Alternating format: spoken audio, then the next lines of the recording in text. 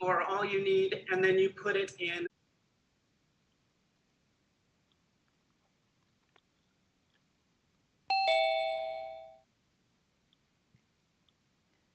Hello, Robert.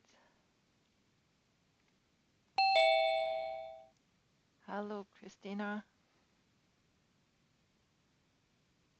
Hey, Sandy. Hey, everyone. Hey. Yo. Hey, good morning. Hello. Or in your case, good evening. Yeah? Yeah, correct. You guys ready? Well, the great question is how is the audio echo on your side? I don't hear any echoes now, so I Are you assume sure that you're it's not? Are you good. sure you're not feel like you're speaking into a digital cave of some type where the echoes are coming back and it was like robotic ghost sounds last time, so now you're saying everything's fine. Seems like it. I hope so. Okay. Well, have that $10 earplug or the earbuds handy just in case you need to switch Yeah, out. I have it right there. Okay. There you go. Yeah. Just one thing I want to mention, if you guys want to talk with me in the chat, better that if you guys just put it in the Slack, because if I open the chat, then it's going to show it on the YouTube as well. Okay. Great. Should I push the button? And Go for it. it's like on your Natasha's phone. here. Okay, I'm pushing the button. Natasha, what's on fire over there? There's smoke going all over the place. Put a diffuser. Really? Okay, there you go. I was wondering what the smoke was. It's like, oh, now we got atmospheric stuff going. Right. It's Turn it off. fine. I just want to make sure nothing's on fire. That's all. I'm here for your safety. Well, says Make sure that that you're we all right. are now on live. Now I feel like I'm missing out. I need something like a diffuser or some like a candle burning in the back. But I have lights, so it Exactly. makes much sense. Anyway, go for Light's it. pretty good. Light's pretty good. Yeah. Lights work. Uh,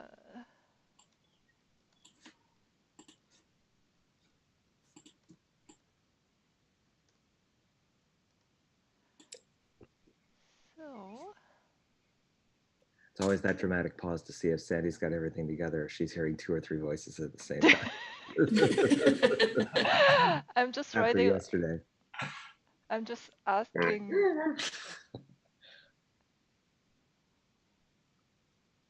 I can't see if we are really really live now. How do I even I can check find out. that? Live.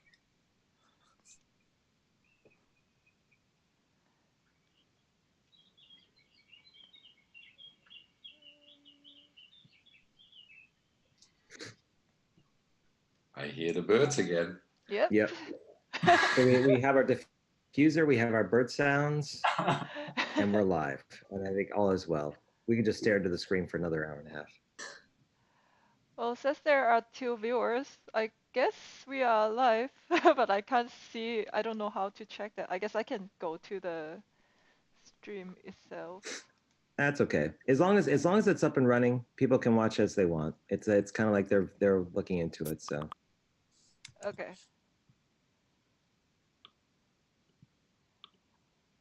So, sorry, I'm like multitasking again. Um,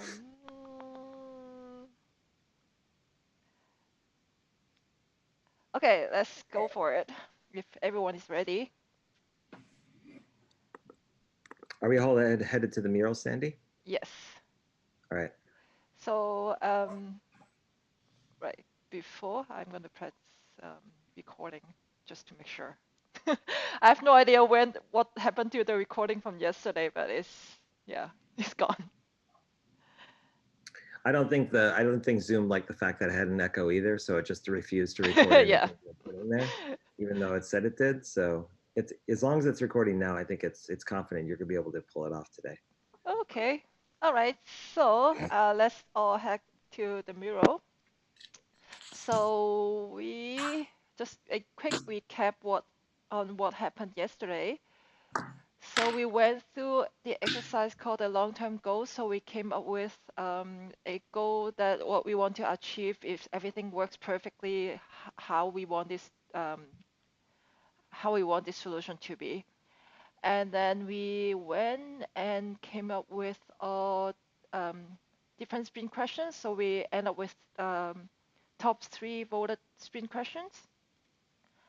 And I'm going to read through them in a second, but just going through what happened yesterday. And then the last exercise, which I think for myself is always the hardest part in the whole sprint, which is making the map.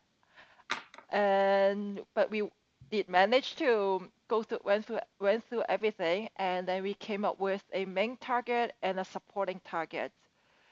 So our top voted, how might we, that is which was what we worked on in the previous design sprint, because this one is the iteration sprint, so we already have like a how might we from the previous section.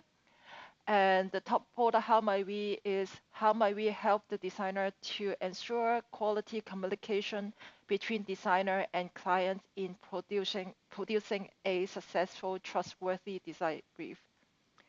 And the top 3 sprint questions that we came up with is, can we have the clients to believe we know better than them? The second one is, how can we do something better than what today is normal business practice? So designer helping his clients with design brief. And the third one is, can we address clients who don't know about design enough to know they need it? And our top voted long-term goal is, in 2 years' time, when clients wanting any design service, they will think of us before even contacting any designers. So those was all the results from yesterday. And then now, as our offline exercise, our homework. Wow, okay. Everyone worked really hard on their homework, I guess. Good students here. So today our main exercise will be focusing on the lightning demos.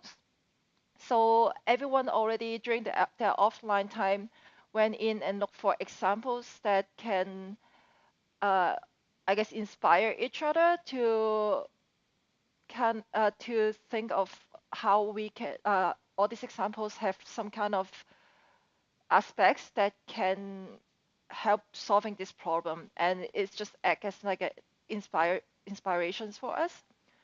So if everyone is ready, we can go ahead and start presenting.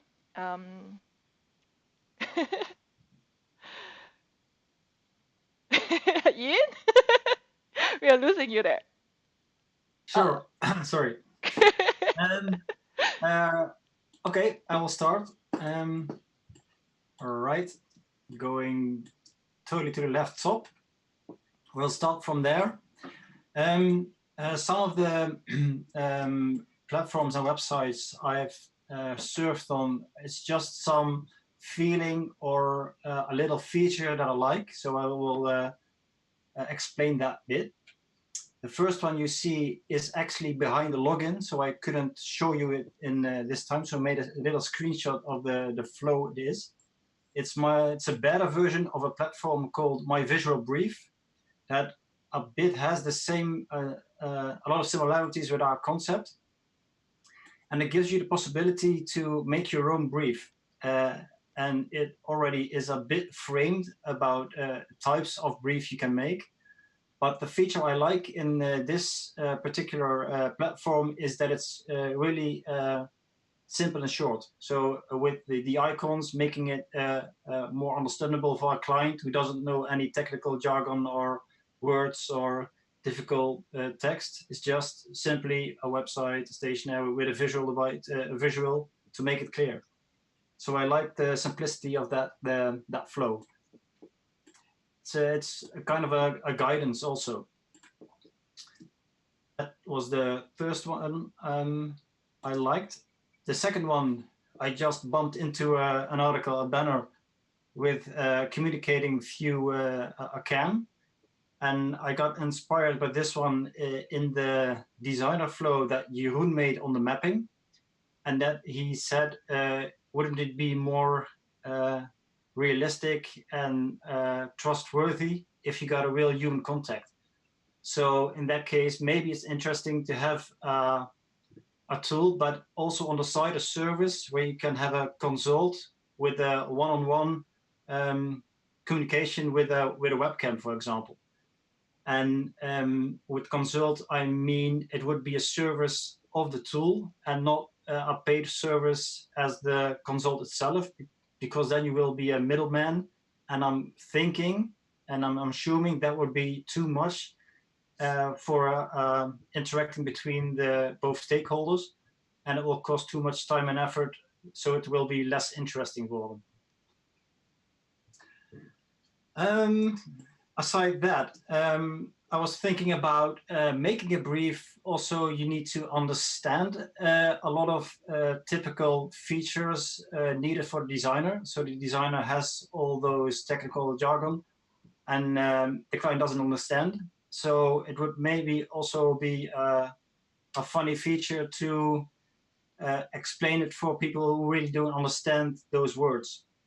So be an interpreter or translate the hard stuff and make it simple for the client and make it understandable for the designer again. So be that translator. Ian, if you want me to open any of the links, just let me know. Oh yeah, sure. Only if you need more information, it's fine by me. If you have any questions, just say so. Feel free to share your screen as well when you, if you think it's better that we see the visual as well. Then, yeah. Oh, of course, I'm just moving my mural, but I don't know if you're following. Yeah. My mouse. I'm now down at the bottom with let's commence. It's the same. There are actually a lot of tools with the same concept. So that actually letting us know that the need is there and people having the same issue and want to solve that problem. So that's an interesting part. And this one also has a really clear understanding of making a brief and making it simple for the client. And actually the same as the first one. Only this one isn't for the client, but it's for the from the designer's perspective. Difficult words. The next one is the jot form. That one, I really like the feature that you can really create forms, and just like a type form, for example. But this one also has the conditional features in there. So depending on what needs you have as a client, it can switch to different questions to make that brief more clear. So you don't need to have a lot of questions in that brief that doesn't matter for that specific order or need. So I really like that conditional part of the technique in making a form or a brief.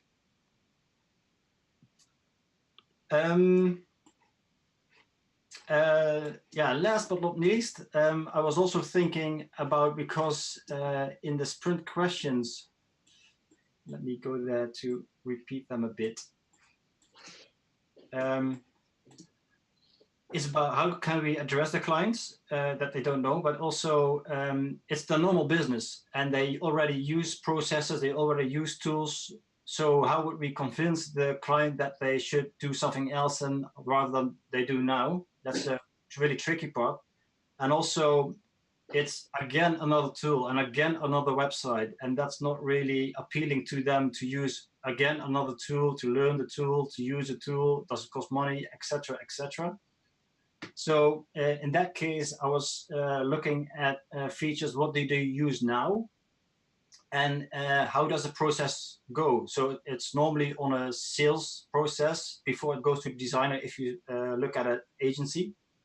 And then you got a project manager or an account manager who has contact with the client between the designer.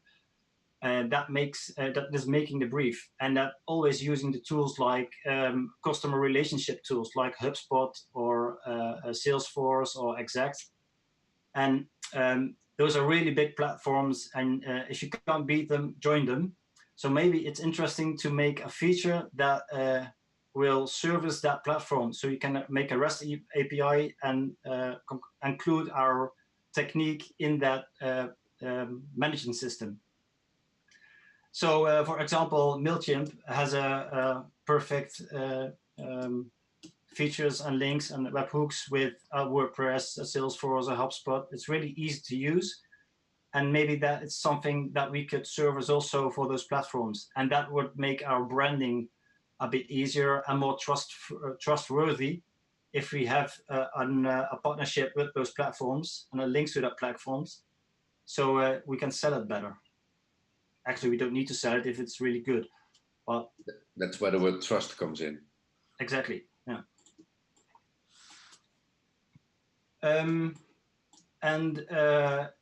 Just some questions on my side beside the lightning demos. Maybe we can do that later. Is that I had a little bit of a question about who is the client actually? What person is it? What is it?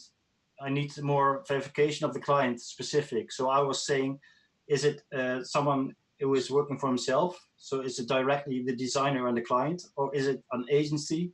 And then there's a project manager or an account manager between that. And that is maybe a different approach of a different communication to address to that person. Good one. So yeah, that's it actually. Okay.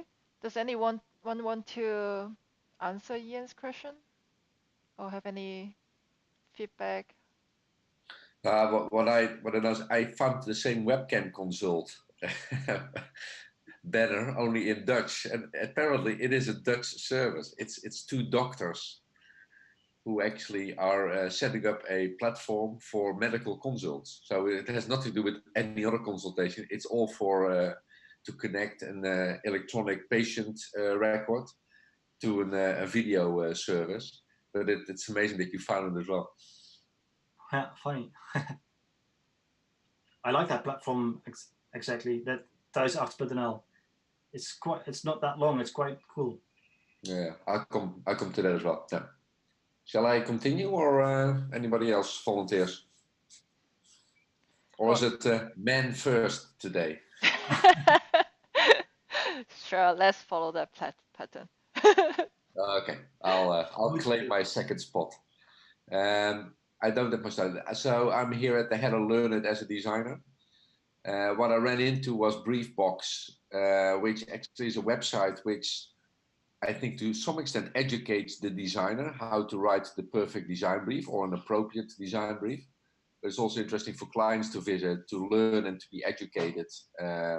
Let's say what is essential in a design brief. And if you go into the website, I won't show you now, but if you go into the website, it's not only about the theory, you can actually practice. So you can use a fake design brief or a fake assignment and turn that into a design brief. So how to structure information. There are different types of examples in the logo world, in the graphic design world, in the web design world, etc. So they use different type of design domain spaces to actually help you write or actually curate the best design brief possible. And I think that's nice. What you also saw in the website is a service where you can consult a mentor. So there's someone actually who makes himself as a person available, who can facilitate in a dialogue between a client and a designer, or maybe support one or the other in the whole briefing process, which I like. Last but not least, it's really nicely designed. It's simplistic. The whole navigation is cool, and I think that appeals to users as well as such. Can you elaborate a little bit more? What does it really mean by fake design brief? Oh, what you can do is, let's say, simulate the creation of a design brief. So you get input from, let's say, a conversation from a client, and then it's up to you as a designer to write a design brief, and it's in a simulation mode. So it's not being used for real. it's actually offering you a kind of a simulation mode where you can write your design brief and then you can submit it and it can be reviewed by peers, etc. like that, and you get feedback. So it's to practice as a designer how to write the best design brief. But I think even as a non-designer, as a client, you can learn a lot at this website in how to brief an agency or a creative as well. So I just like the whole platform over there. Okay.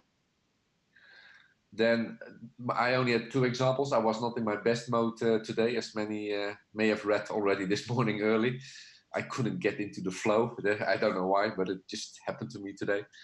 And there's a Dutch website, and probably there's many international versions as well. It's called thuisarts.nl, and it's, let's say, home doctor. So instead of going to a general practitioner if you feel sick or you feel symptoms, you can consult actually this website, and it has really rich information, and not only in writing, but there are also video clips by specialists who explain maybe a certain symptom. And it really builds trust based on feedback from real doctors. So real doctors document here all kind of symptoms and all kind of treatments or what it could be, also what you should not do. And I actually brought this forward because it really feels like it's a platform that develops trust with the patient community. And for me this year, it was the trust-based element, because your health is something that's very valuable. And before you give it out of hand or to a digital service or a platform, you may question that. But this platform is one of the most visited websites in the Netherlands, and actually doctors in the Netherlands sometimes feel threatened by the fact that patients already know so much about what actually they're going to consult their general practitioner for. So you become well informed. And in the beginning, it was seen as a threat to the general practitioners community. But I have to say, and that's very interesting, that you see now on websites of general practitioners or larger communities of practitioners, they actually promote this website. They believe it's trustworthy information. And I think making that switch from, I see it as a threat, where a designer maybe sees a service like we are promoting as a threat for his own competence or his own profession, that could be a switch if it's really trustworthy information. What I like, but that's more as a feature, and that's the visual over there. If you want to delete it afterwards, if you feel it's inappropriate, it's fine. But the website actually facilitates visual browsing. So if you feel something in your stomach or your head or your shoulder, you actually point on the body part, and then it goes deeper in the body part, and you say, I feel it here or there. And ultimately, of course, you end up in relevant information. And then again, you can consult a doctor, or you can prepare yourself for the doctor's meeting. But I liked that visual browsing approach of getting to something. And I was wondering, could we do that in the design domain as well? Maybe the 360 touch point wheel or something like that, that can guide you to the right touch point that needs to be designed. And from there, you go into all kinds of the knowledge about the design briefing background or theory or templates. I do not know, but it was purely the visual browsing example that really appealed to me. End of my examples. Okay. Any questions? No question, but it's very interesting, I thought. I just added a sticky note with touch points as navigation, just to remember that, because it sounds like something that in a few days I'll be like, what was the phrase from that moment? Yeah, the 360 touch point wheel is a very famous phrase that I learned at Philips when I was working there. Right. And 10 years so ago. then I'll be looking at those bodies being like, the connection is again, right. Okay, I hand over my talking stick to Robert.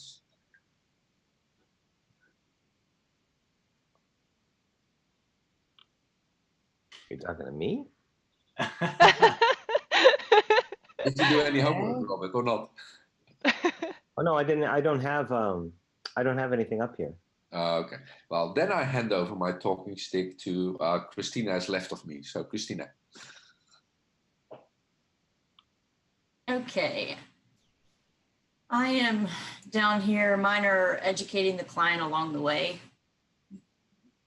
And Sorry, just one thing, Christine, can you zoom in when I'm following you so the internet is going to see what you're seeing? Yeah. sure, is that better? Yes.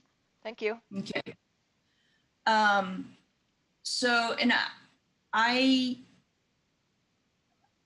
struggle too with Ian's question about, you know, who is the client, but in my thinking,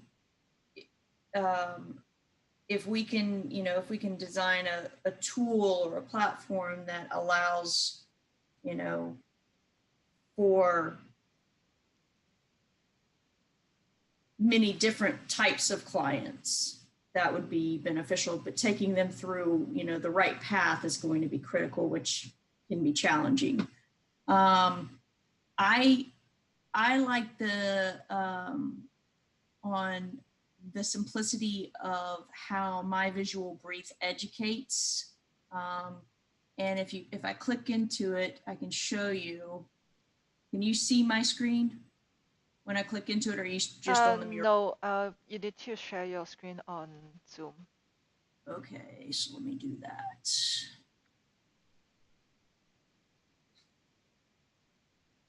Share.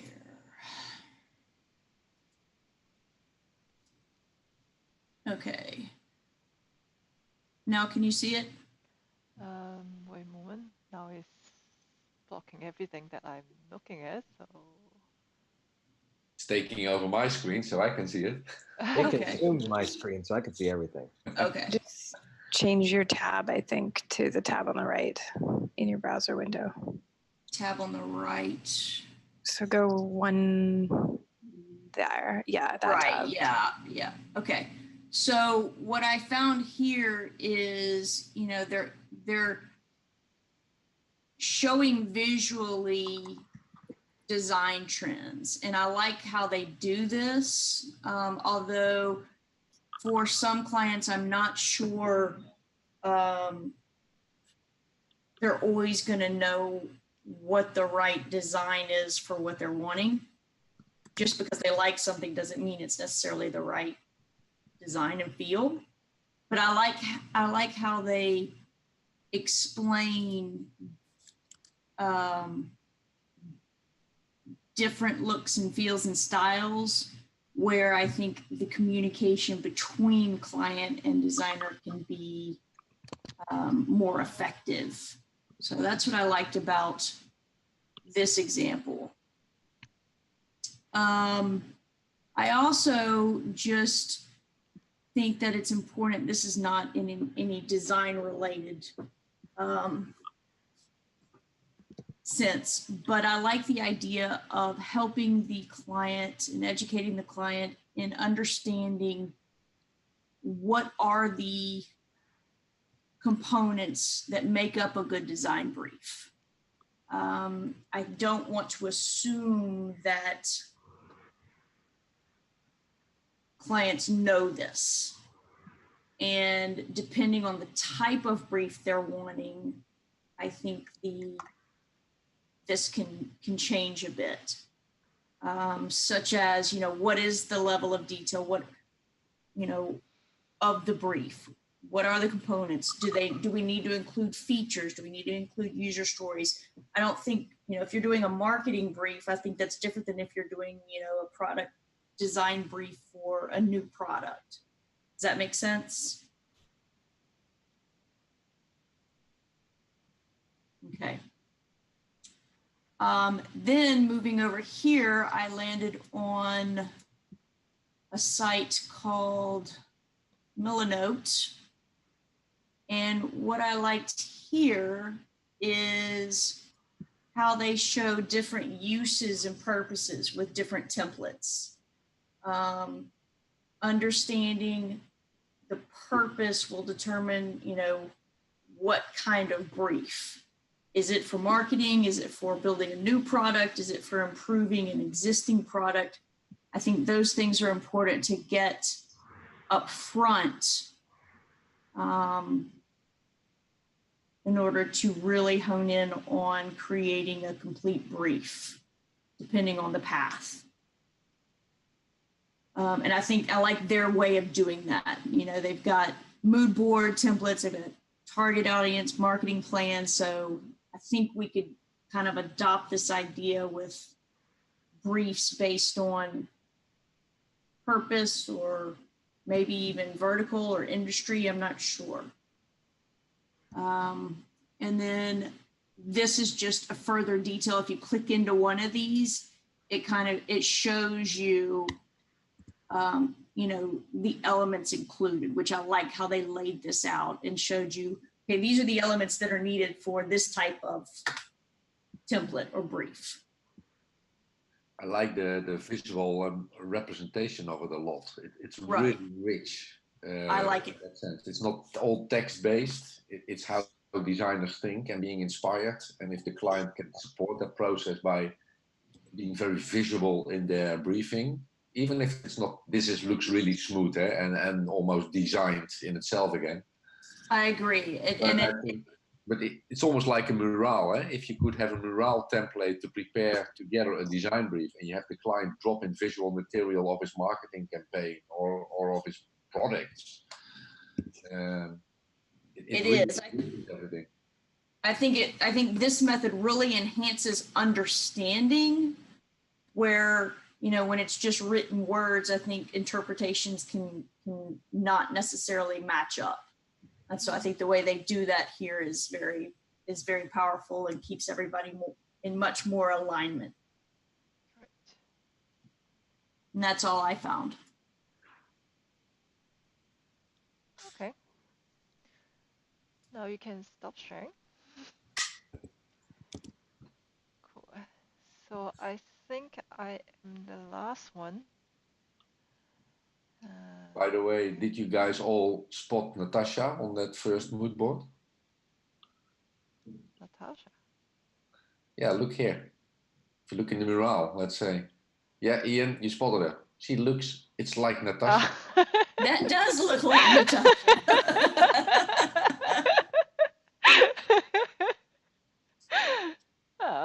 Is there something that we didn't know about? Yeah, that's my secret side project. Yeah, it's an Easter egg. I think it's left the Easter egg in here. That's funny. Yeah. Is it Sandy, did you do some examples? I did, but maybe you can go first. Yeah. Okay. So I'm over here. I'll zoom. You want me to zoom into that section? Sure. I'm going to follow you. Yeah. Okay. So. And excuse my cat here. Yeah, your cat's tail. I keep seeing it. Yeah. Oh, she's right there. So my approach was a little bit different. I was sort of thinking of experiences I've had in the past, and also like realistically for somebody who's in like a project management position, or, you know, who's on a team in an organization and needs to go outside of the organization to find, you know, somebody to get design work done. Upwork has been something where people have said like, oh yeah, I use that all the time, and I have my like team on Upwork. So I looked through that website, and it's obviously, I don't know if anyone's used it, it's not specific to design. And I think in terms of our how might we's and sprint questions, that could lead to confusion and doesn't actually allow the client to learn, except via the hard way, which is, you know, hiring the wrong person or not getting the task completed, that kind of thing. And then the other thing is that in order to make a job posting, I didn't put any pictures of that process because it was like the most generic sort of form drop down, selecting and submitting flow. And you can put your own custom content, but then you can also have like, they kind of pre-fill the drop down with categories and that sort of thing, which requires a lot from the user to know, of course, again. And then it also depends on the, you know, designers to kind of self-identify and to read through the postings, which I don't know how much time that takes them. I can imagine it takes some amount of time.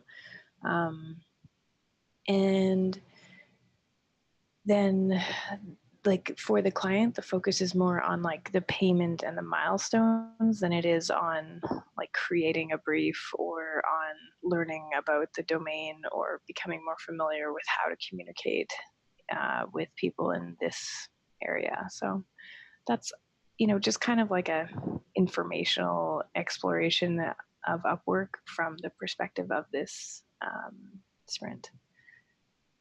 And then LinkedIn networks.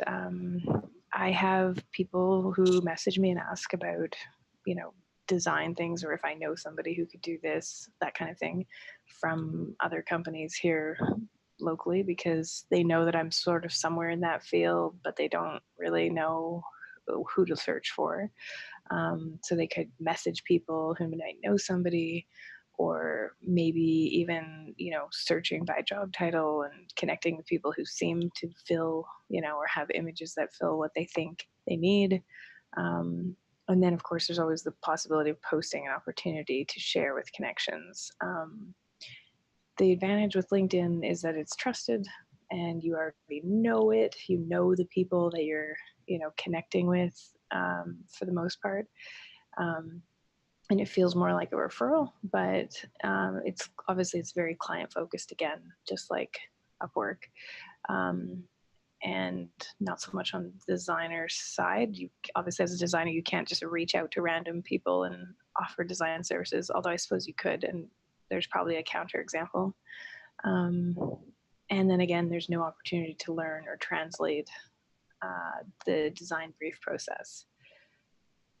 Which kind of leaves the client back where they started in terms of the design brief. And then I found this toptal.com, and I mean, from what I had found, this was the closest to getting into the objective of writing a brief.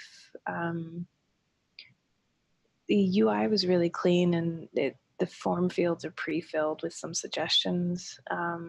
But again, using terms like UX, UI, wireframing, you know, some people may not know what that means. And then I just took screenshots of the flow through it. So this is the, I don't know, can you guys see me selecting this one? Yeah, okay, so this is the first flow. This is the first step. I don't see your mouse cursor actually. Oh, okay. I don't see your mouse either. Oh, really? Huh. I don't know why. Refresh? Okay. Yeah. Let me just. It's just refreshing. Dramatic pause. Can you guys see it now? Yeah. Okay. Awesome. So this is the first screen. After you fill in your name and email, this is the first screen. The UI is clean and it's simple. There's only, you know, a short form field to fill in. It's not like a paragraph or anything, which seems, you know, approachable and not overwhelming for someone who doesn't know what they're asking for. But as I was saying, the pre-filled form suggestions could be, you know, why would you write wireframing if you aren't, you know, if you don't know what that means. And then the next screen is interesting because it has the drop down of these very specific terms like financial UX and cross-platform UX. And if you don't know what UX means, again, you're kind of stuck. And then you have a paragraph kind of form field where it suggests some text like, you know, describe your project in a few sentences. And it doesn't really encourage you or even like mention a way to create a functional design brief document. It's very pieced together and it might be hard for a client to see the continuous thread. And then like the third screen is like, let's kick off your project. So after writing, you know, one form field and a drop down and a paragraph, and there was no word requirement on this paragraph either. So you could just write one sentence or 10 sentences. Then it says, let's kick off your project. And you have the option to call the client now or later. So the design creates a huge reliance on customer support. And I think that's costly, but having that human element is probably the only way to really get the details that you need for a brief. So it doesn't feel very trustworthy, even though the UI is sort of clean and modern in that sense. Doesn't feel trustworthy or human-centered, but it is efficient and low cost in terms of just generating leads for the people to start the brief process. So I didn't actually complete the call or do anything further beyond this, but yeah, that's sort of like if I was the clueless client that I talked about yesterday, where would I go? And that's sort of my approach. So it's not so much inspiration as it is what, what might currently be happening. I don't know. What do you guys think? I actually like it. You approach it on the other way. You let me show things that we like, but you let us show things that also don't work. So it's interesting. And you inspired me with something else. So thanks. Yeah, it's inspiring to not do what's already there and not working well. So Cool. Okay. Okay. If there's no further comments, then I think I am next, which is right on the top right corner there. If you guys could, yep. Now you all should see what I'm seeing. So I took a little bit different approach because I was referring to the how my read that we came up with. Let's see where it is.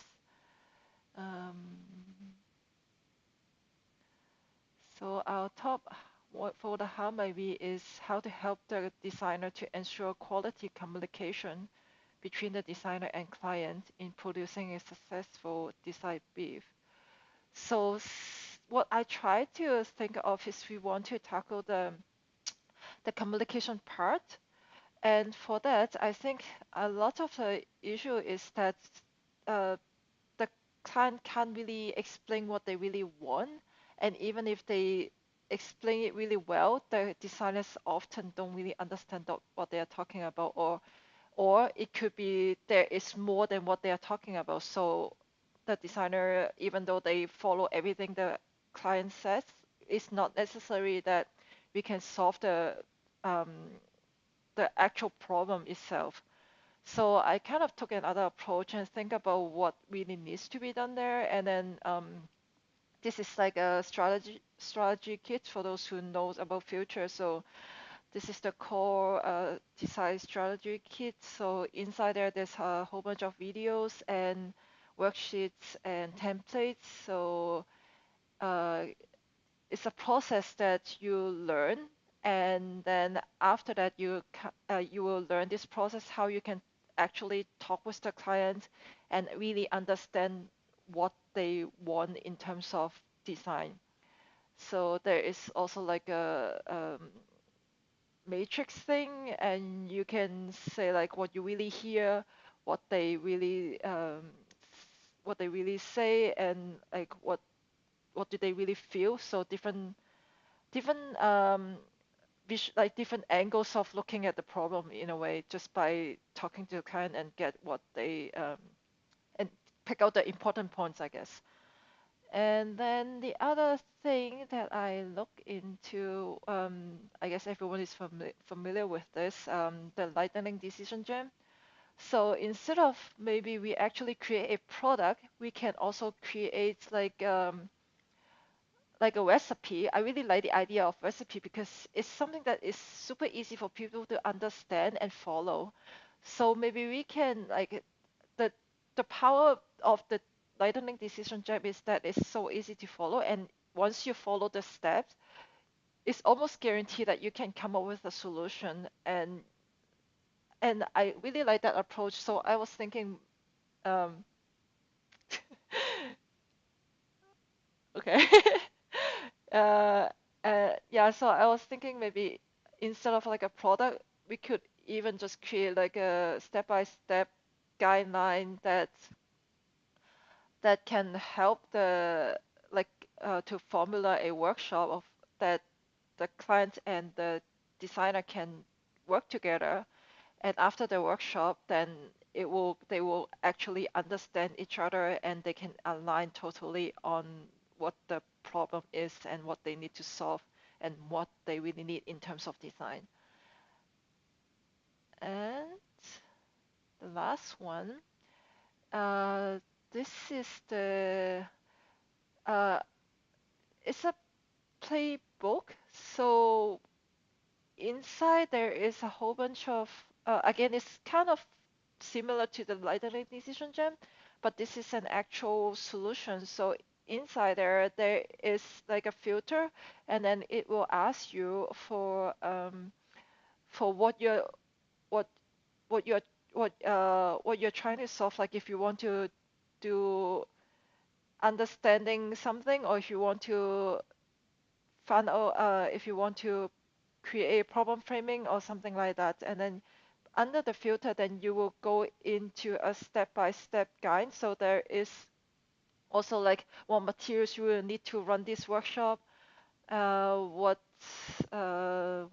long you will need, like what people should be involved in the workshop. So yeah, so this is like a more complete solution. So they have, I guess you can put it in a way that like it's a database that clients or designers can go and look for and see what they want to achieve and then take out which workshop they want to run. So yeah, that's it for me. Is any questions? I was just wondering, you said there's a filter or something, or I didn't Yeah, quite follow that. I can see if I can. I was just looking at the link for the playbook. Yeah. Like, So, how does it work? So if you click on play, and then there is a filter, so team type, and then you can search for, so this particular solution is built for team building, so that's why it's asking you for the team type. So you basically say like it's a leadership team, and then you want to make a decision making here, for example, and then you can choose which workshop that you want to run. So it will say how many people you need for this workshop, what is how long you will need for the prep time, how difficult it is to run it, and yeah, so it's just really like step by step, how like step 1, step 2, and how long you will need for each step. And I think at the end it also asks you for like a retro perspective, so you can evaluate what actually came up with that. It's a bit a way of a solution of what Natasha was bringing forward. So the different type of treats, what type of design, type of challenges do you have? Right. And then how to best formulate your design brief. Natasha had lots of examples of, say, the architecture of the design brief. But this solution actually helps you to start cooking yourself and, of course, come to a final solution. Oh, we lost him again. Recipe for the right context or for the right type of briefing unit is a nice way of doing it. Yeah, that's a really cool resource. It's really awesome. Yeah. Oh. I'm just reading through like all of them. Okay, switching back to the MillaNote. All right.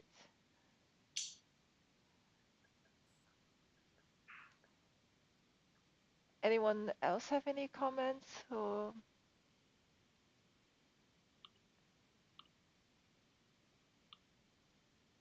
No? So I hope that everyone now is super inspired and they know exactly what they want to do in their solution sketch.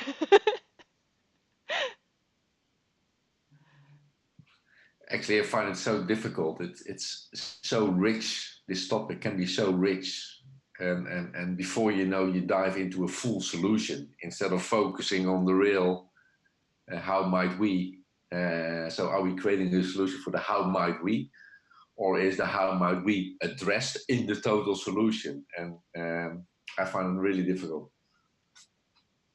But luckily we have Ian. He always has a solution.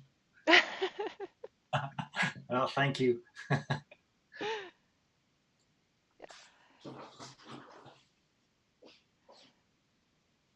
So for now, so we have this call is supposed to be 2 hours. Normally the next step is the solution sketch, which is we go through like a 4-step sketching process. But I think it will be better if we take that offline so we don't waste the online time that we have together.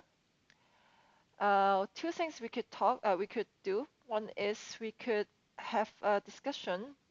Maybe we can address a little bit more in terms of what Ian asked.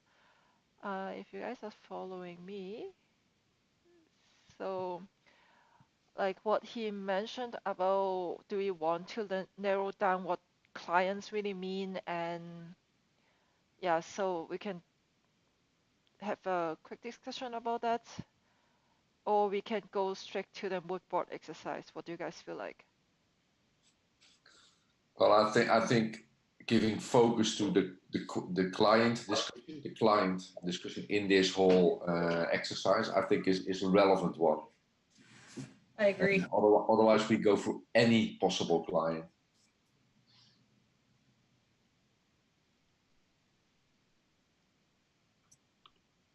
Okay. Uh-oh. I think he froze. Oh. Looks like Netherlands has the worst internet among us. Yeah, but I mean, I think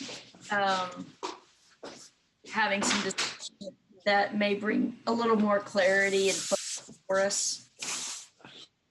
Okay. So let's do that. We could wait until he comes back, or we can start discussing. Does anyone want to start? Well, yeah, the question is, who are we really focusing on if you're making the sketch and the prototype and then try to test our concept? And it's easier to make a sketch if we really know to whom we are speaking to and who we are communicating to find the right words and the right communication to convince them and explain them our concept. So in this case, my question would be, is the client anybody? Like, for example, someone needs having a baby and wants to have birth cards and just doesn't know anything? Or is it an agency or a company that really needs a strategy and needs a campaign up and running and branding, so that he is an online marketer who is finding a design agency who knows a bit, but not exactly the specific needs of the job to be done? Or is it somebody who wants that outcome who doesn't know anything? Exactly.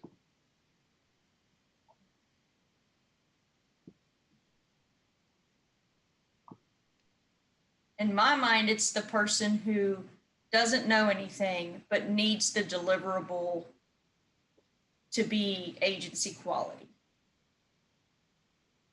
Yeah, I mean, I keep having this idea of a, clueless client in my mind.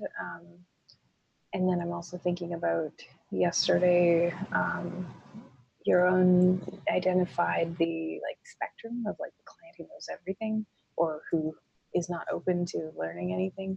And then the client who is, doesn't even know to Google the word designer or whatever it was that we said yesterday. So when I think about the client, that's what I'm thinking about. I'm not thinking about the person who is wanting to get birth cards made and who's a kind of a one-off, or maybe twice off, I don't know, job of getting something designed. I think there's plenty of options for those people currently out there. Yeah, I feel like there's some... Focusing there is going to be helpful. Yeah, exactly.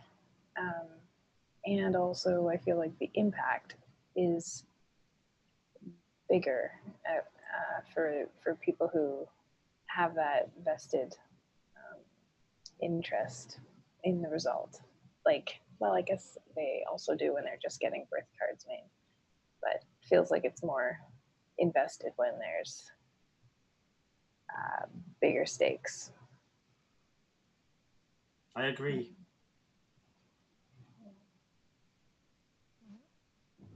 And the more the client's going to invest and going upper in high level, the more difficult the briefing gets. And mostly also it is not only one designer, but it's a multidisciplinary team that is involved, more skills at one time. And that maybe makes it difficult for the client to understand which route they need to go or what to do or which process belongs to that job to be done. So, and I think our concept should help with that. Yeah. Can I add another perspective to this? And I don't know whether it's highly relevant, but you can judge that. But if you look at the corporate world, where let's say you have in-house design teams that are being trusted with the role of design in the company, very often it's the design team that write their own brief. So there's a business challenge, there's maybe a marketing challenge or a branding challenge or a new service or a new product that needs to be developed. But then it's not the product development team who's writing the briefing for the industrial designer. No, the industrial designer almost writes his own brief and aligns it with his customer, but he doesn't expect it from the customer. So in, let's say, the commercial world, where you have individual designers and design agencies offering a service to a client that they contract, that design brief is very critical because it's the baseline of negotiations, of managing expectations and investments. But in the larger corporate world, design is a function, is a capability as part of the whole. And actually, it's the same type of professionals. And they also create the design brief, but here's the designer that creates the brief and only aligns it with his so-called customer in the business. I can totally agree that from my own experience working at a design agency, that's absolutely the case. So the designers will have the questions to be asked to the client through a product manager or an account manager or to the clients directly. But the interesting part here is a designer wants to design and not making briefings.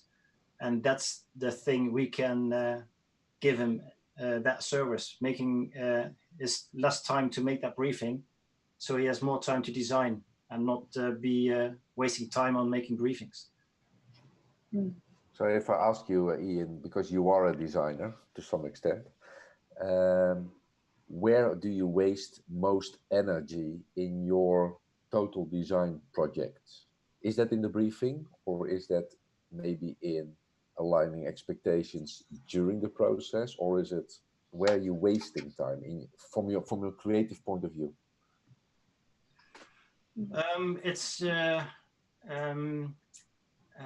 Wow, it's a big question because there are a lot of scenarios and a lot of ways we tried, and I could tell you about all the scenarios, but then we are 3 hours later. So no, that's not it. But it's more like, where do you feel personally as a creative that you are wasting time that could be invested in true creativity or solutions development? That's a good one. It's a really good question. It's about, I think, asking questions that for me are so obvious and need to be explained to a client.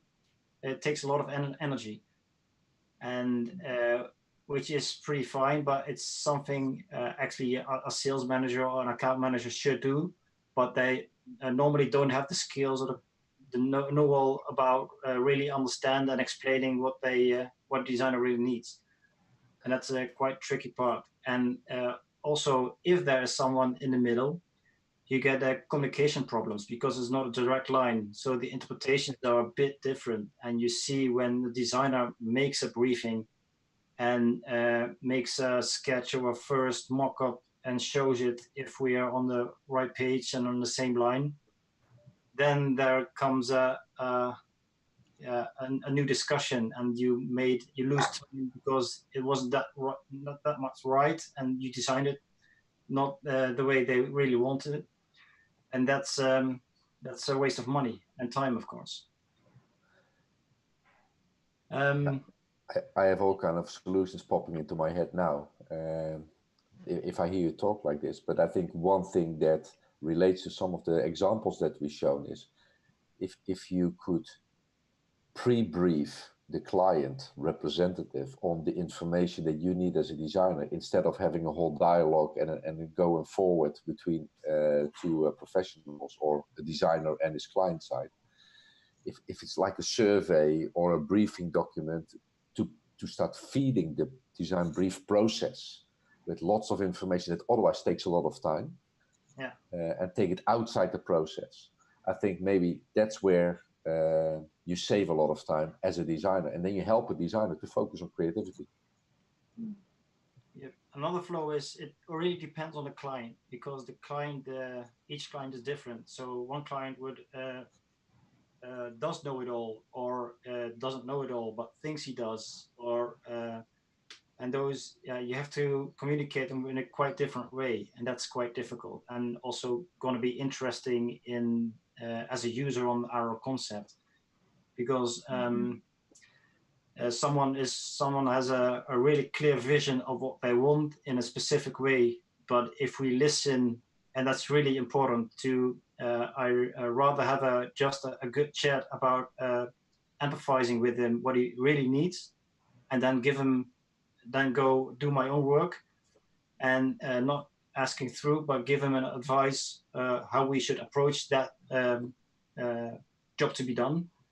That's a really different way than trying to pull more information out of him,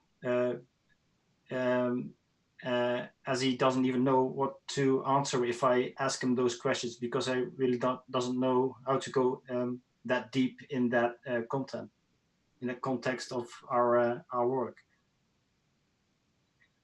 And another thing is that a client pays us to consult them and give them what they need, and they don't want to know how it works. They just wanted their job to be fixed. They just want the results, and they pay us to make that happen. So why should they must know what we know? So it's our job to make it clear for them. Geez, it's difficult to explain it. You said a lot of valuable things already. You know what I'm getting at? So it's a client doesn't want to pay for a workshop or a trainee how it works, but I have this problem, can you help me or not? And I have to just pull enough information from him without teaching him, but just getting the feeling what really is the question behind the question, and give him advice on how to approach that without him telling me what skills he needs, because I am the one that should know what skills he needs to get the results he wants. Yeah, but the other way of thinking is that they often also don't know what the real problem is. So a lot of times that the designers get hear what they say and then find a solution for it, but we are actually solving the wrong problem. Exactly, and that's why your problem frame is really interesting, without even telling them what skills they need, but just defining what the real problem is and give them that insight. Oh yeah, you really helped me, this is what I want, without knowing what he needs, what has to be done, because that will be our job. But having a real clear definition of the problem is a really important thing in this concept. If I could chime in, I'm doing a lot of work in this space around clients and designer relationships and having the two kind of understand each other. I'm doing a lot of work with a lot of Jonathan Stark's thinking around what he does, and his whole point is basically to concentrate on business outcomes.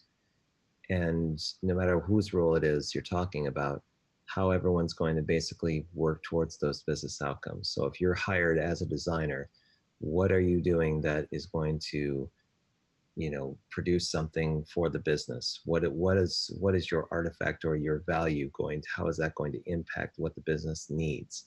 And kind of tailoring those conversations around there.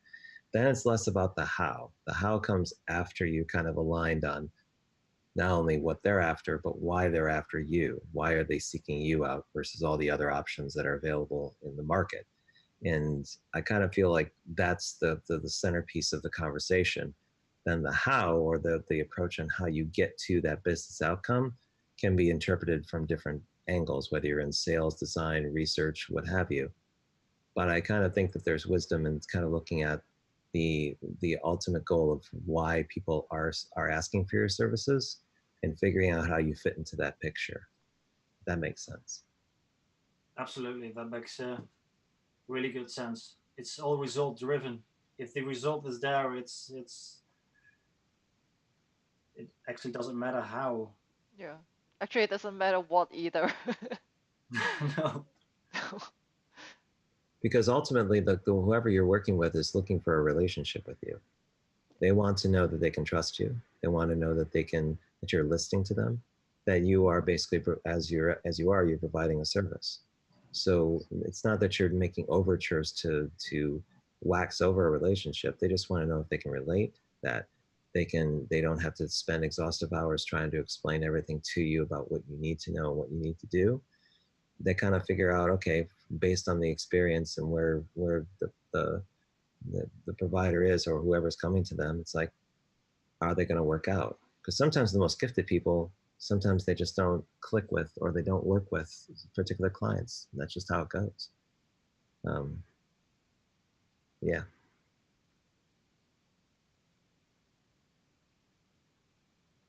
I guess ultimately they need to trust you. Yeah. And how they get to that point is it takes time, but Yeah, that takes time and interaction, doesn't it, to build trust? Yeah. But that's a really interesting part in this service, because a lot of this indeed is about trust and having the goodwill from client to designer. And if you don't have that goodwill, it mostly often doesn't work really well, especially in the communicating part. But how would a platform or a AI or a tool that is not it's not a person? But So it doesn't have to be a platform or. Yeah, No. I was just going to say that here we step again in, let's say, maybe in a common pitfall of thinking in a digital solution or a platform. I'm not saying that, but No, I'm not saying you say that, but I think before we run that risk, we could also think in terms of maybe we need to create a course or organize a masterclass, or let's say how to effectively communicate or build trust as a designer, or let's say maybe it's more about a capability or a skill set that the designer needs. Let's say I'm just holistically thinking here. It might not be a service. It might actually be people like Robert sitting there and explaining what it is about developing a good relationship that can deliver results. And maybe that's even more valuable than 15 recipes for success, how to design a touch point. Mhm. Or we just need to build a design sprint agency. Sorry? I said maybe we just need to build a design sprint agency. Yeah, but technically we are a virtual one. I'm also thinking about this clueless client again, who has been assigned something at work and just wants to make their boss happy. They want to have business outcomes that are valuable, that show that their work is valuable, that their contributions and the people they connect to bring and deliver measurable value to the business.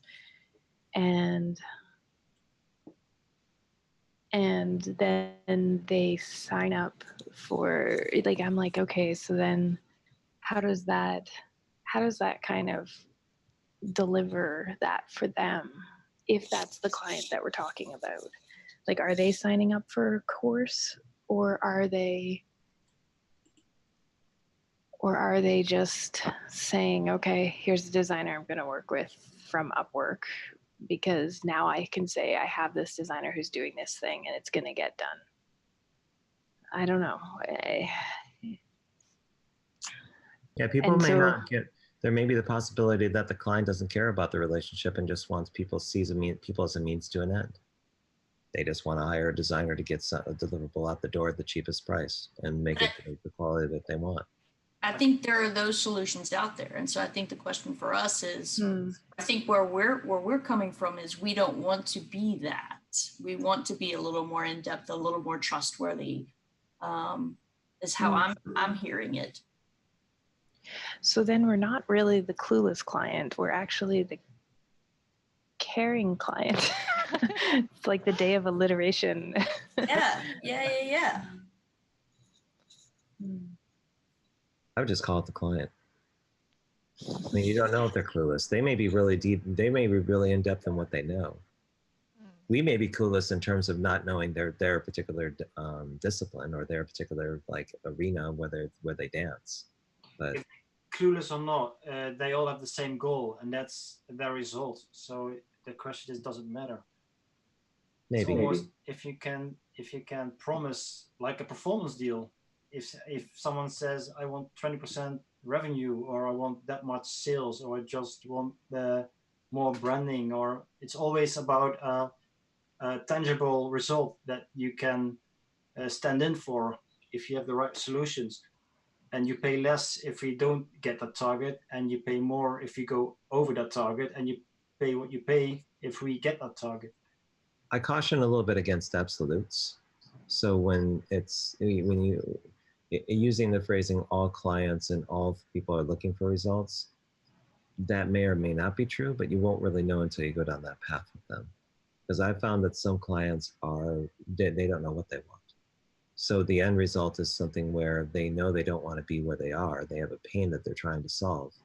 But where that leads to is part of the conversation you have with them. So it may be that a client doesn't need you at all. what you're providing, actually what they need is something completely different.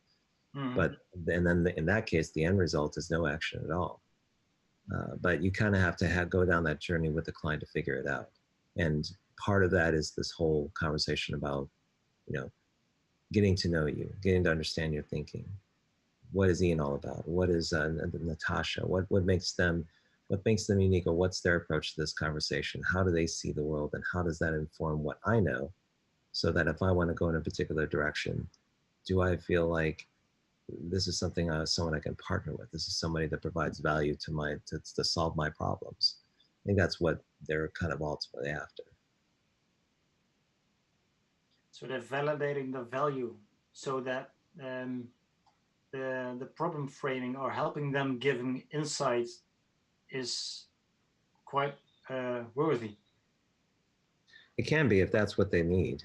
I mean, if they're not quite sure what their problem is, then sure, that can be a discussion where that if you use this approach, there's this outcome.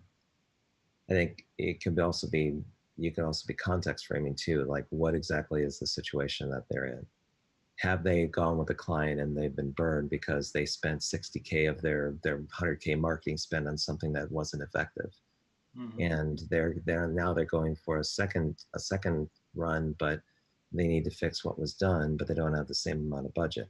So then contextually, they're looking for someone to kind of right the ship, so to speak, and guide them in a particular fashion. But now you're dealing with the aftermath of a particular client they went all in on and they made a mistake. So their approach to the solution or the problem is going to be much different, because they may already have an idea of what that problem is, but they need a different approach on how to kind of get there. If you go completely back at the start and asking who are we focusing on, we're still quite broad in that aspect. So I'm trying to find, we call the rode draad in Nederlands, the red line in this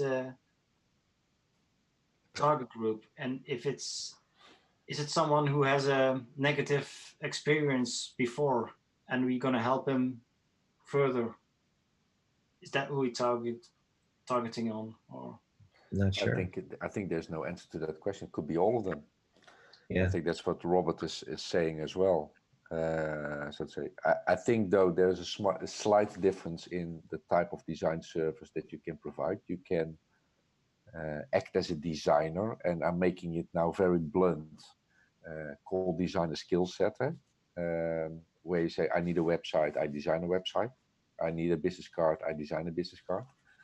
Or you need a design consultant that tries to understand with you what you need and then creates the path towards a solution that adds value in the story, as Robert is also saying. So then it's more about the why and the what and how it's going to impact, and then the real design effort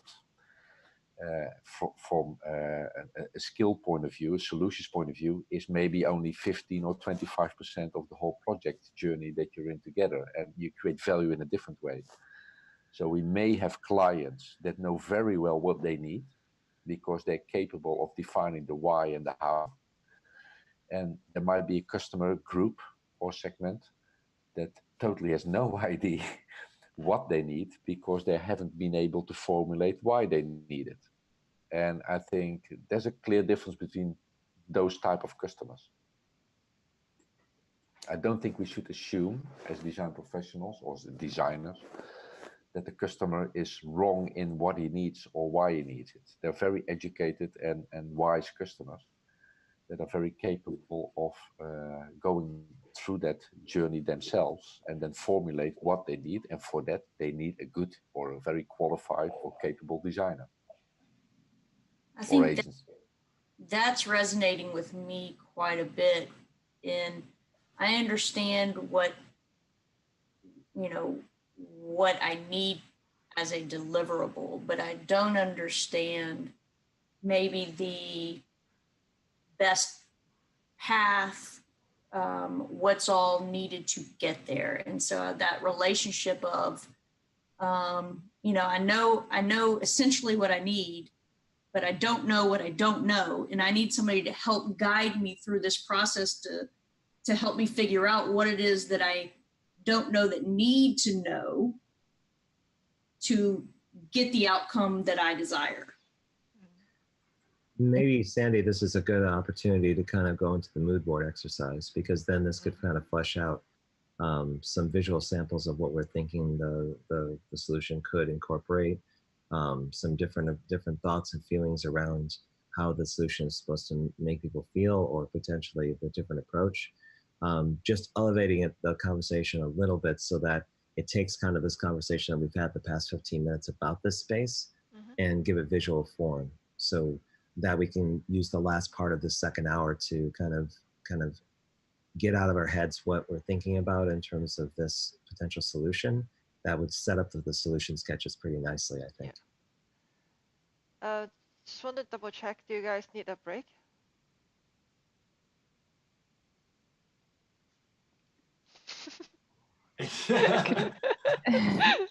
I guess no one? Y'all took care of your lunch and went to the bathroom before the top of the hour last time, so that's fine.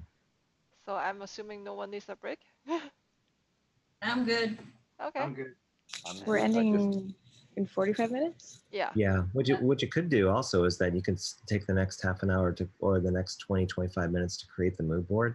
At any time in that 20-25 minutes, people can get up if they get done, or they need to think about the mood board or whatever, they can go get something. But then the point where we reconnect is like maybe 40 minutes after the hour, and then we go into the mood board exercise and take the rest of the time for that.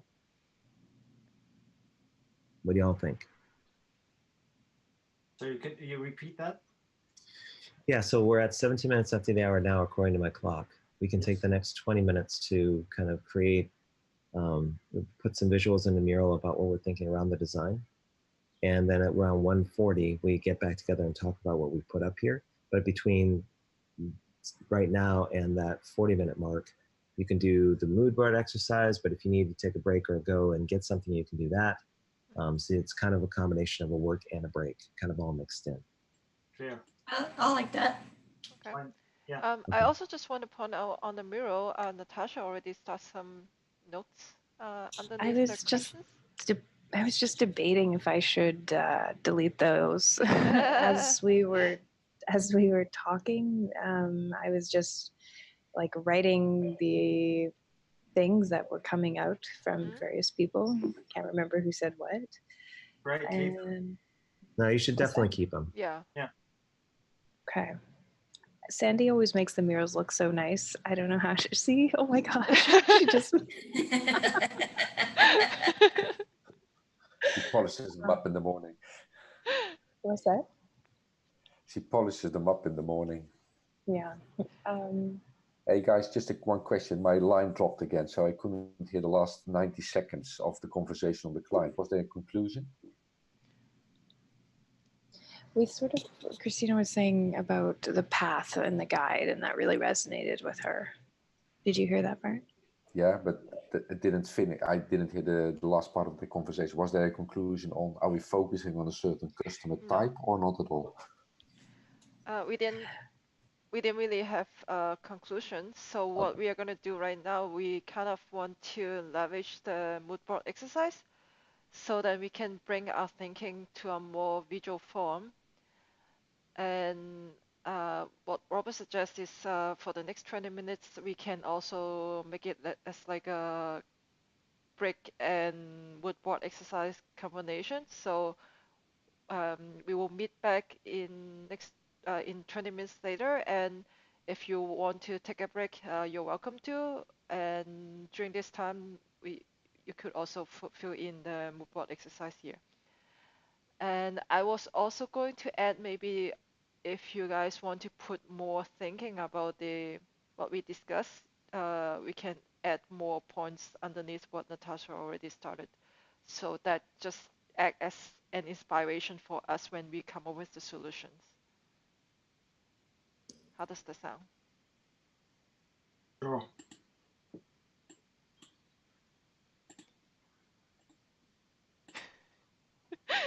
Great.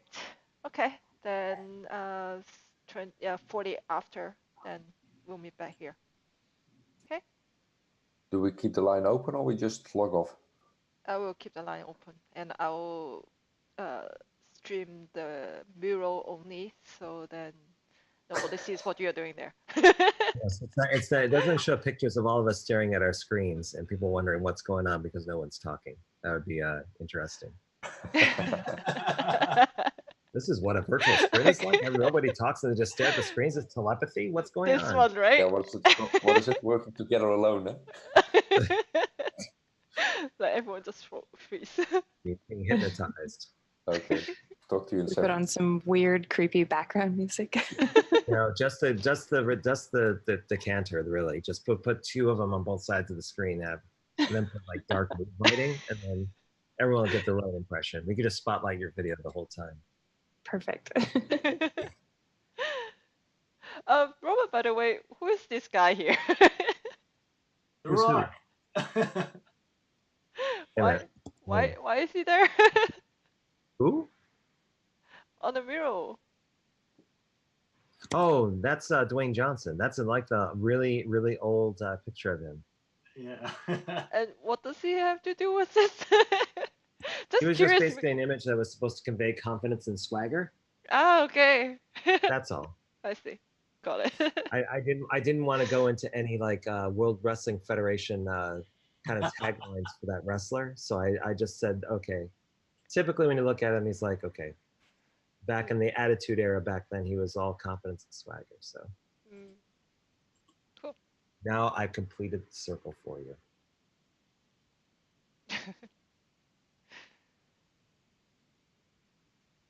That, and a fun little trivia fact about me is that growing up in Michigan, back in the like late 70s, early 80s, wrestling had its own kind of thing out there, and but that's along with comic books and man, like heavy metal and other stuff that was in the popular culture back then.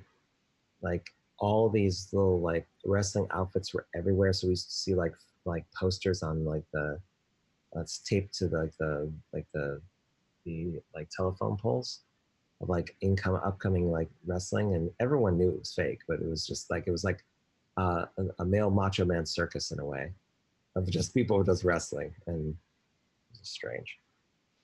Such was my life growing up in Ypsilanti.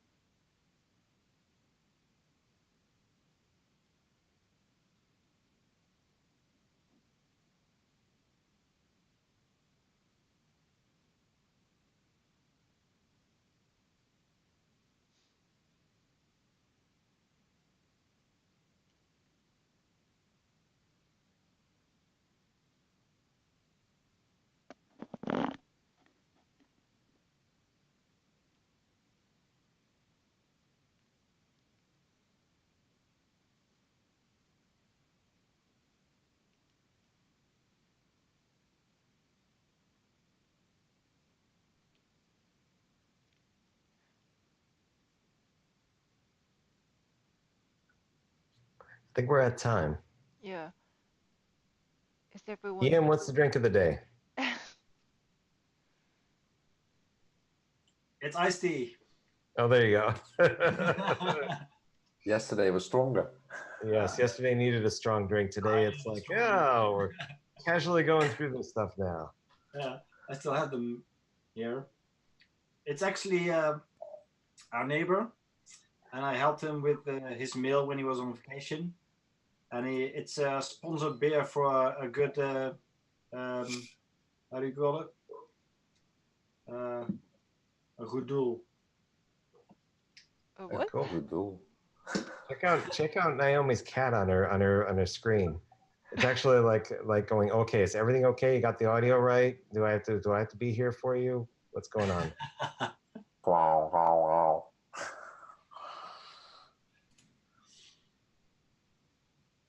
And Natasha, what was the pattern on your mug? You held it up briefly, but what is it? What is that? Oh, looks like almost like a Ooh, there a you match. Ooh. What is it? It almost looked like an upside down mural logo. Yeah. You're on mute.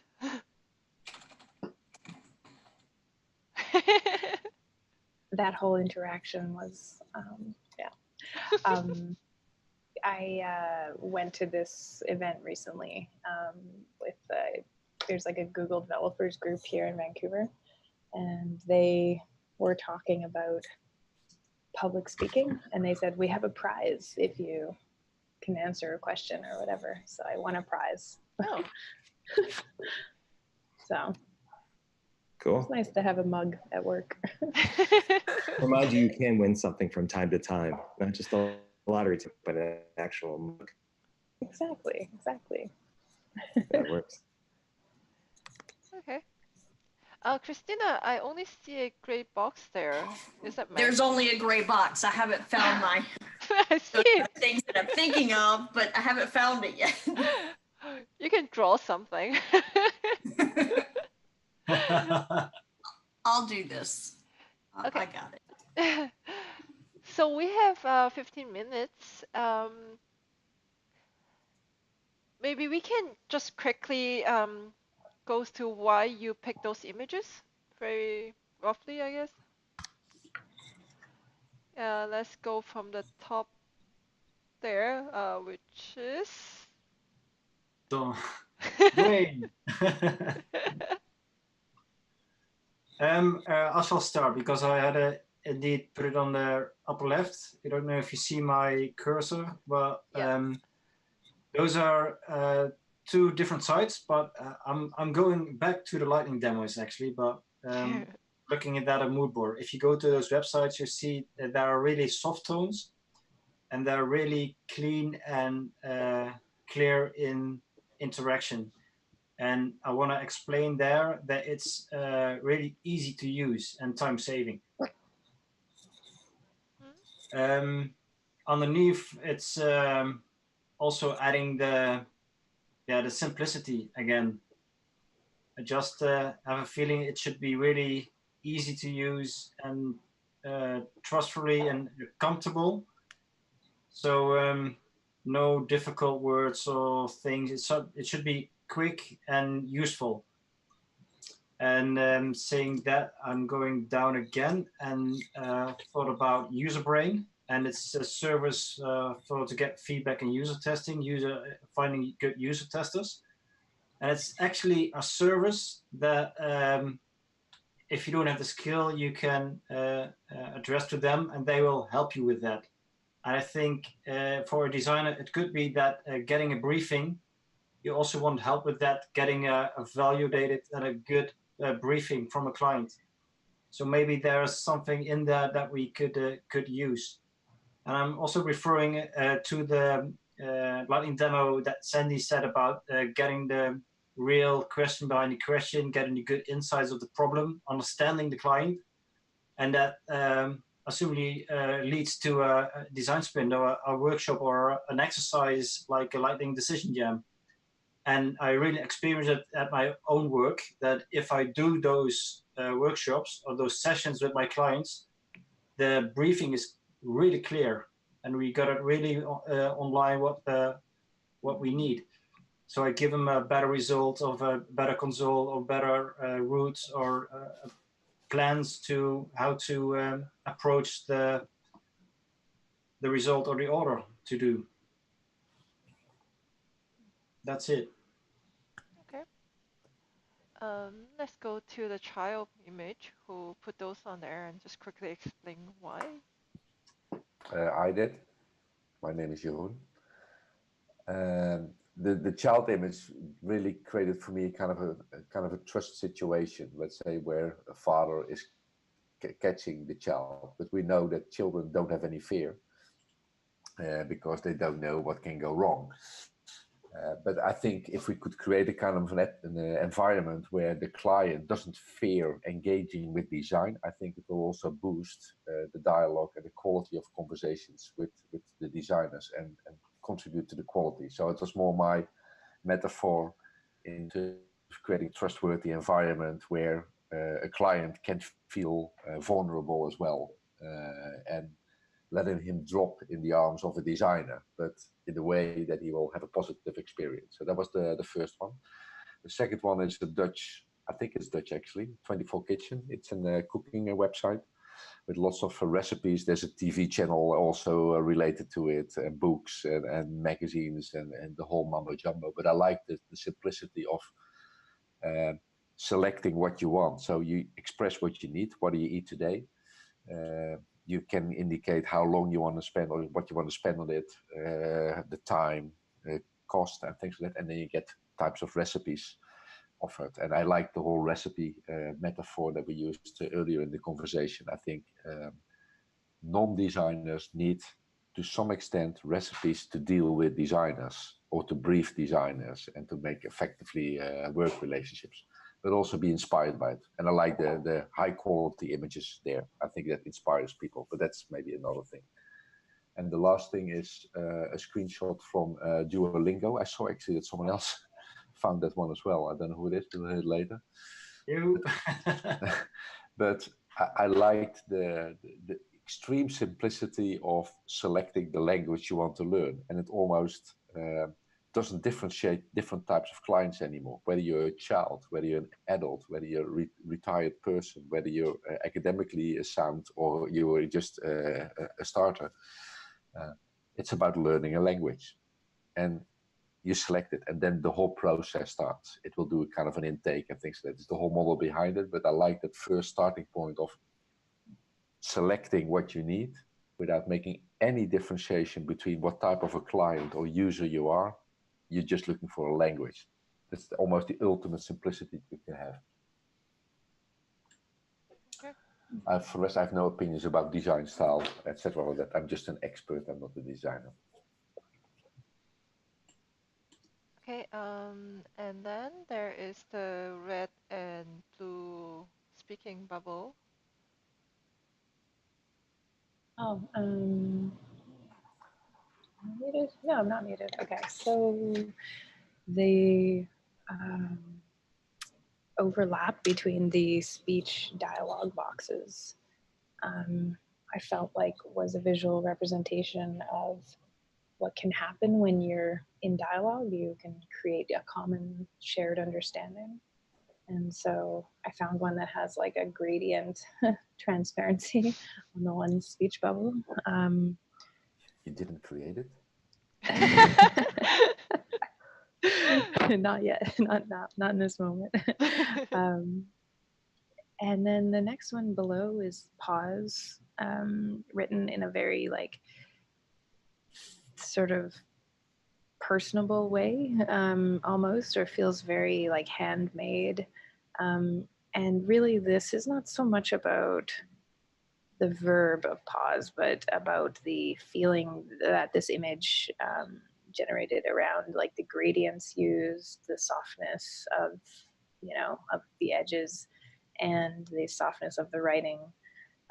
So it's interesting that softness also came up in other parts of the mood board. And I'm thinking about that like moment of connection between the designer and the client, and thinking about what that interaction would look like, and that space for communication. So that sort of was what was in my head there. And like the how might we question is really about communication. So the one below is an interesting way to represent this idea of like making space for like uncertainty and like not knowing the results. We were talking about like outcomes versus results, that kind of thing. And then I think maybe it was either Robert or somebody said like, yeah, sometimes the best result is no result and to not go forward. So like if you zoom in on this image, I don't know if you guys can see it on your screen, but there's like points, and those kind of remind me of like when they are disconnected, they're like a puzzle, like what are all these dots connecting, what does it mean? And then as the lines begin to connect the dots, it reminds me of exploration. And then the overall composition is really about the process. So I thought that kind of was along the lines of some of the things that have come up in the last hour and last couple days, I guess. And then the last one that I put here was this magnifying glass with a value. And it's about the like that investigation and like attention to detail that go into how value is created. And I didn't put a lot of explanation here on my post-it note because I wasn't sure what else to say, because I'm not quite formed on this one, in the sense that, you know, there's something about value here and there's something about that attention to it, but I don't know how we want to pull that through or how it feels. But I'm just thinking about that. I wanted to include that. Is that clear? Yep. Deep as well. Yeah. Who else hasn't gone? Christina. Yeah, I landed where the mood and the feelings that I were focusing on were, you know, more along the lines of building, you know, that trust with a human. And I think Brene Brown does that very well. You know, in terms of this Dare to Lead example, you know, it feels very warm, it feels safe, it feels trustworthy. And, you know, she just represents kind of allowing yourself to be vulnerable, allowing time for yourself to figure it out. And so I like that analogy on this path of, okay, I am a client needing a result, but allowing for a journey to happen in between A and Z to get the right result, whether it's exactly how I imagine it from the beginning or not. So that's kind of where I'm coming from. It's about building some trust and figuring out the right path together is where I'm coming from.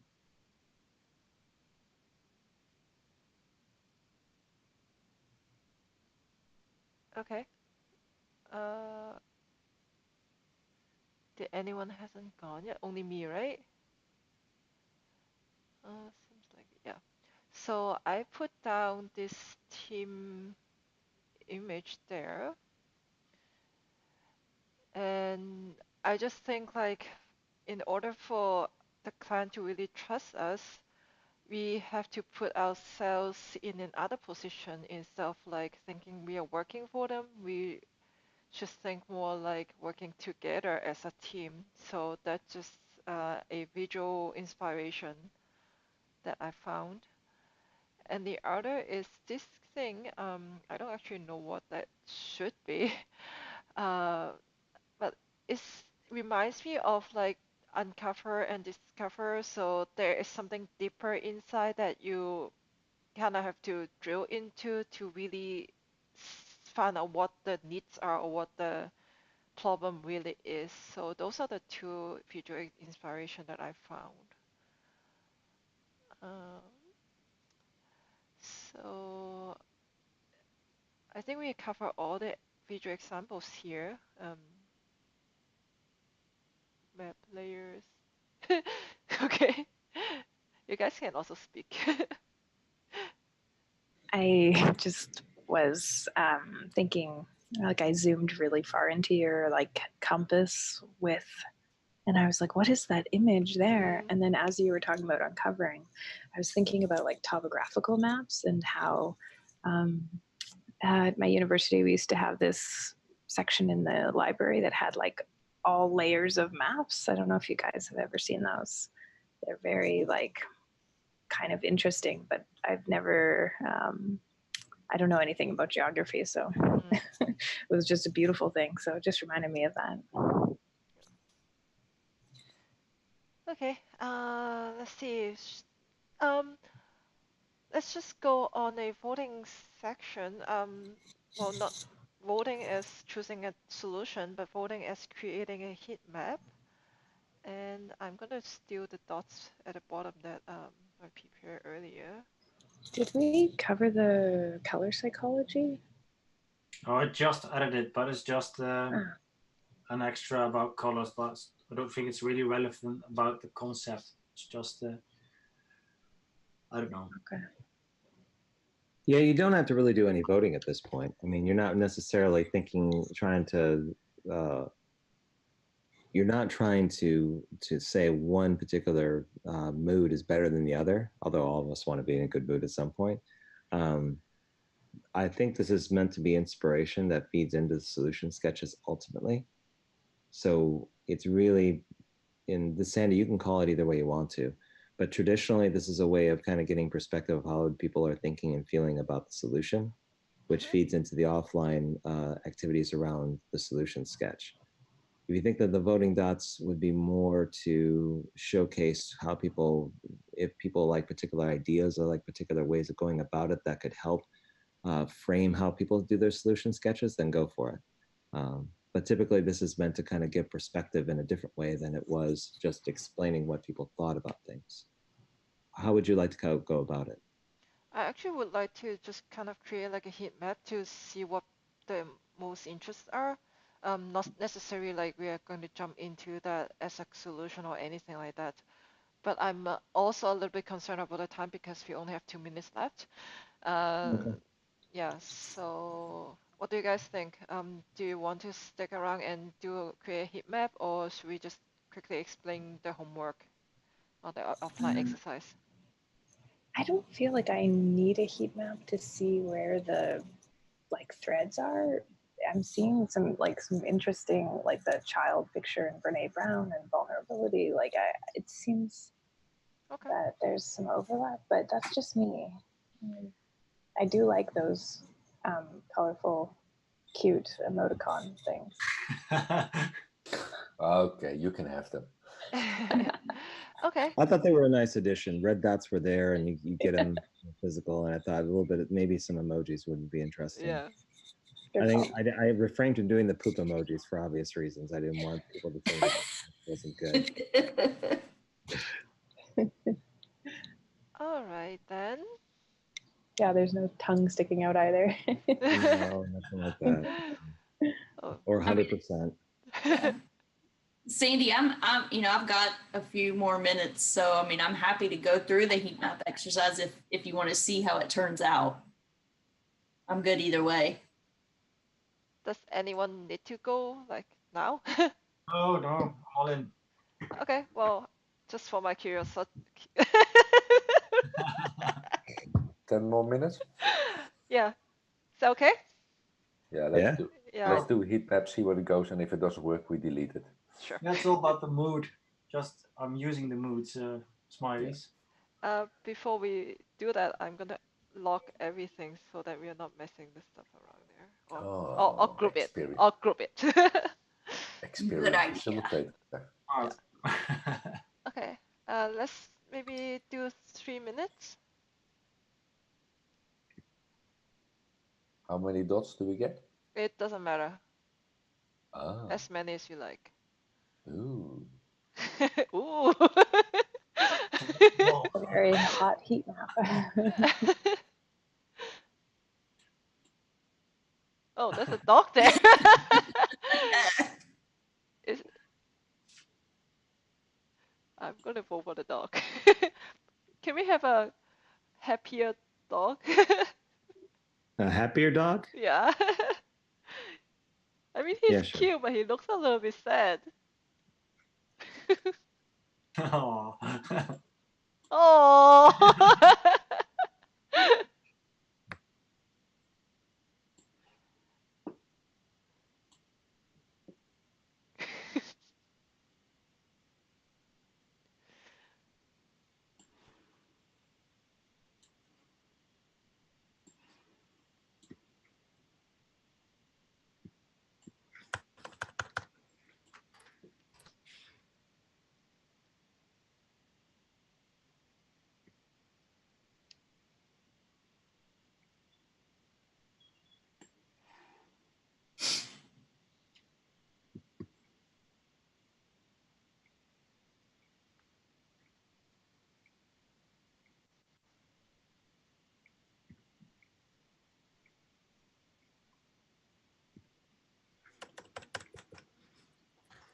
There's a cat there now.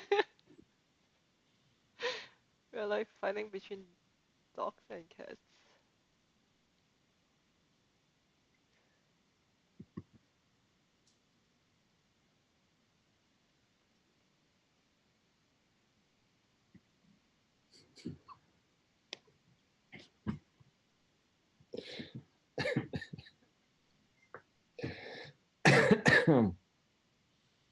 Interesting to see that there are 3 standing out.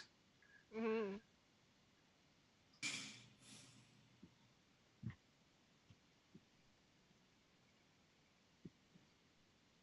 Are you analyzing already, Ian? Yeah. I'm getting trying to get ideas.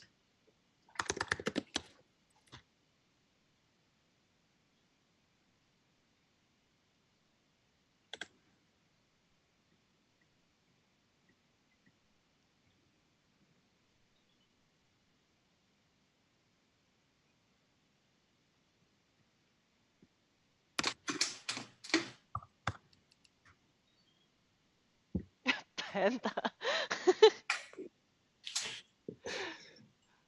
That's actually my favorite animal. Yeah.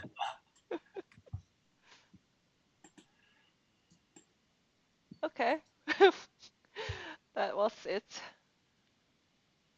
That's interesting, actually. Yeah, it's what I felt about this was really what Natasha said about connecting the dots. That's a really interesting part. And uncovering and giving roots to the right solution, the right skills, relates me to that design compass. And indeed, helping out, being trusted, like the kid and the father. That was great links. Mm. I almost think in retrospect now that if we do another mood kind of like heat map, it should be nothing but emojis. Seriously, it should not even be red dots. It really should just be all emojis, and that way people can just kind of have fun with it. It will be But funny. to Ian's point, kind of illustrate what people are kind of centering on when they see all of this. Mm-hmm. And there's a sad image that has no dots or emojis on it. Under the panda. I wonder who that is. Oh. There you go. Get a big one.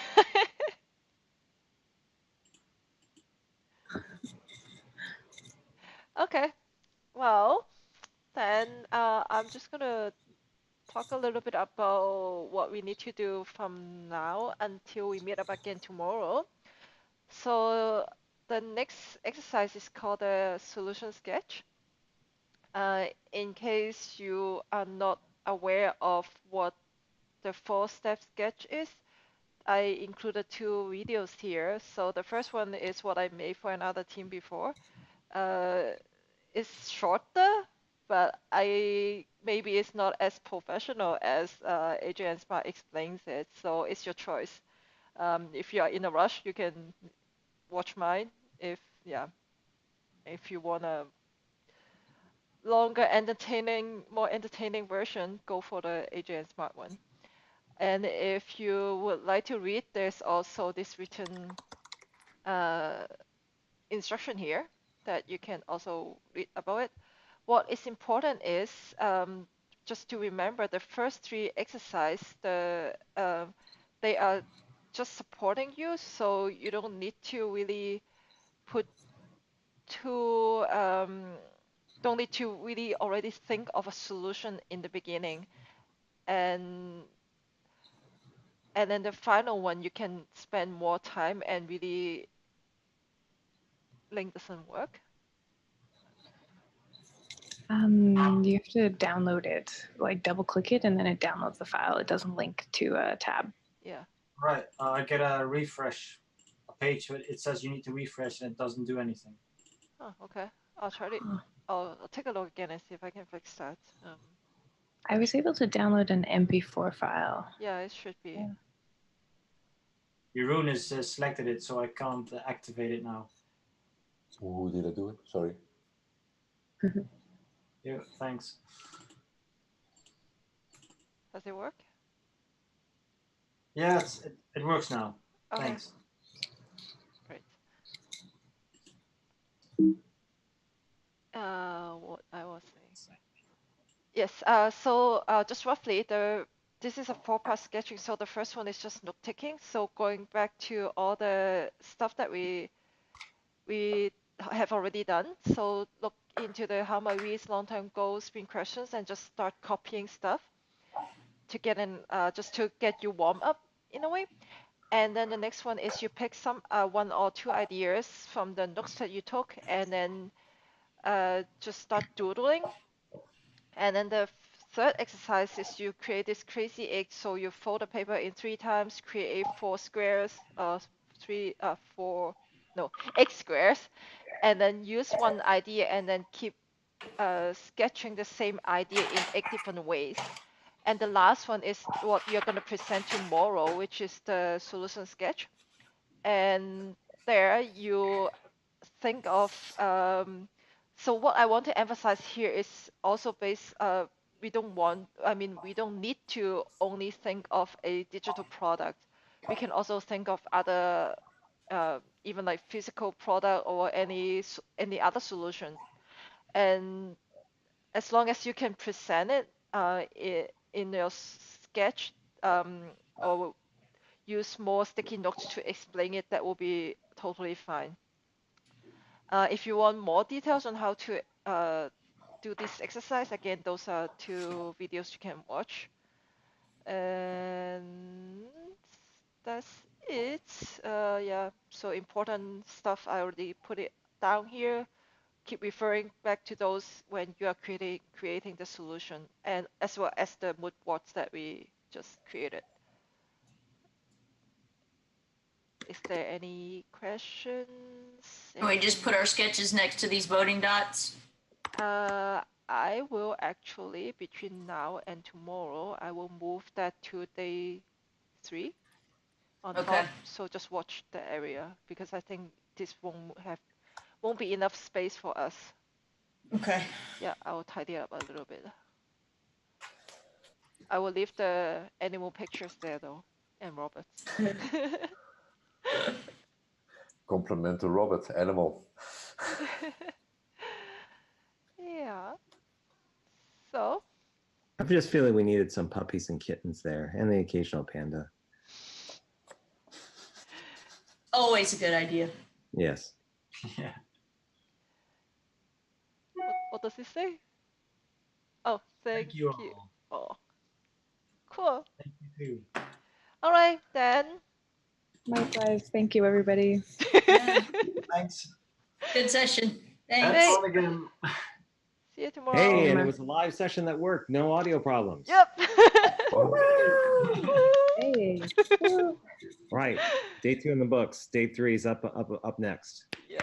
All right. Great. See y'all Okay, tomorrow. bye. And I will create the live stream earlier, and then we can have the link earlier. A little bit of comedy relief in the meantime, but people are waiting.